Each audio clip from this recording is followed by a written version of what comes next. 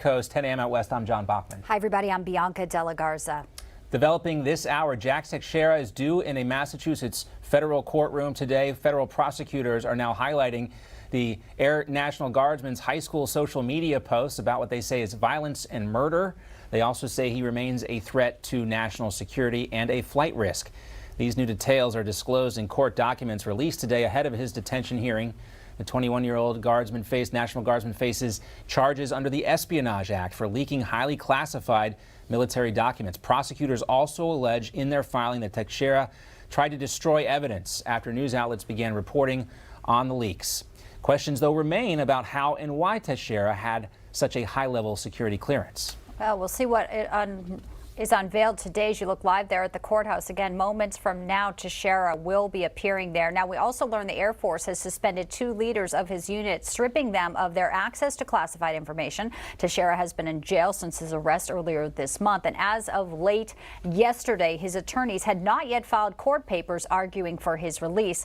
This hearing had been delayed at the last minute last week after the defense attorneys for Teixeira said they needed a bit more time. John? Let's talk about this and much more, and welcome in senior contributor for American Greatness, Julie Kelly. It's always great to talk to you, Julie. Hey guys, thanks so much for having me on. Now, one of the things that my military sources seem to have an issue with when it comes to the Teixeira case is that the DOJ was brought in to investigate, which means there's going to be very little visibility that the American public is going to get into what actually happened here. That's very unusual for a situation like this. As you know, Julie, all of the branches of the military have very robust intelligence agencies. What do you make of the DOJ being brought into this case? And the way it went down, you know, you had the FBI SWAT team there. That's only reserved for certain people. Well, look, as you know, John, and we've talked about for years, there is no accountability for this Department of Justice. They are totally rogue.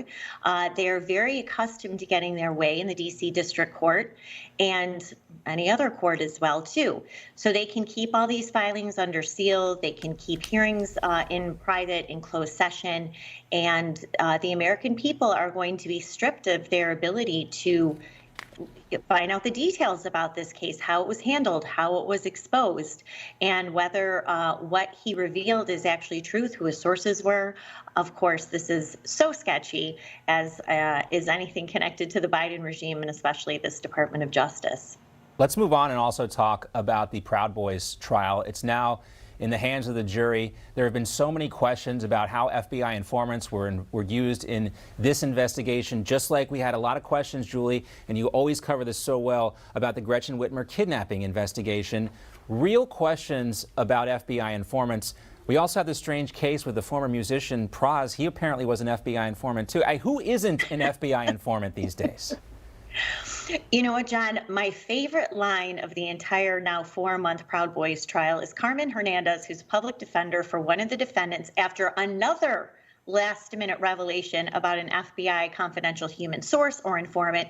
She joked to the judge and said, "Judge, I want to put on the record, I am not now, nor have I ever been, a confidential human source."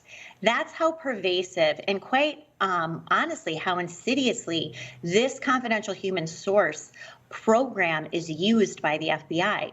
In this case alone, John, the government finally stipulated that they had at least 8 informants in the Proud Boys before, leading up to, and on January 6th. We know at least two that we know of were on the ground, especially at that first breach point. This is why the American people still have so many suspicions, justifiably so, about what sort of federal informants, agents, assets, and not just from the FBI, undercover and informants who were participating or provoked the events of January 6th. And the reason why you raise such a good point about what will we see in these D.C. federal courtrooms if there are charges filed against President Trump? It does not appear, based on things that specifically that certain judges have said and stuff that you report on all the time, it does not appear like anyone can get a fair trial in that jurisdiction. Julie, I also want to talk to you, too, about Fox News. We saw Tucker Carlson from his home studio in Florida, familiar background for those of us who tune in. I know you were a regular guest on his show as well. Let's take a listen to something that Tucker said last night. The undeniably big topics, the ones that will define our future, get virtually no discussion at all. War, civil liberties, emerging science, demographic change, corporate power, natural resources. When was the last time you heard a legitimate debate about any of those issues? It's been a long time. Debates like that are not permitted in American media. Both political parties and their donors have reached consensus on what benefits them, and they actively collude to shut down any conversation about it.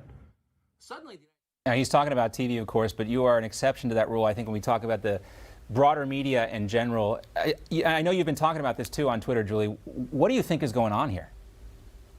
Well, thank you for that, John. And I know all of us were so happy and relieved to see Tucker, to see that tweet at the exact same time that his show usually begins, because look, this is why Tucker is so unique and so loved. No one can do what he's doing. No one can withstand the heat that he has taken and then be seen laughing with his wife on a golf cart going out to dinner in Florida, and then say the things that he still has the courage to say. So he is right. I truly believe, and John, you and I have talked about this, one reason I stay on the January 6th beat, even though people have advised me to move to other topics, it's not popular, it's not getting a lot of coverage, because this drives to exactly what Tucker was saying, especially with civil liberties. And when you tell the truth, the American people, most of them at the end of the day, are thirsty for truth. They want to know what's happening in our government. They want to know what's happening to the victims of our government. And so Tucker, unfortunately for now, we lost, our biggest public platform to share what's happening with January 6th and other things with the Department of Justice. But, John, I suspect that won't be happening for long. Yeah, well, we also have reports about Jack Smith, a special counsel looking in to Donald Trump, interested in the Abby Grossberg allegations and the lawsuit there. I just don't know where this goes, Julie, but again, you have been so brave about covering this stuff. Tucker was obviously brave, and you wonder if there's an appetite for it out there, and if where you can still get that information. You have shined a light on this stuff. It's something that's important that people need to talk more about. So always check out Julie's work on American greatness, and we're happy to have you here with us always, Julie. Thank you. Well, John, you've helped me cover this as well, so thank you. Back to you. Take care.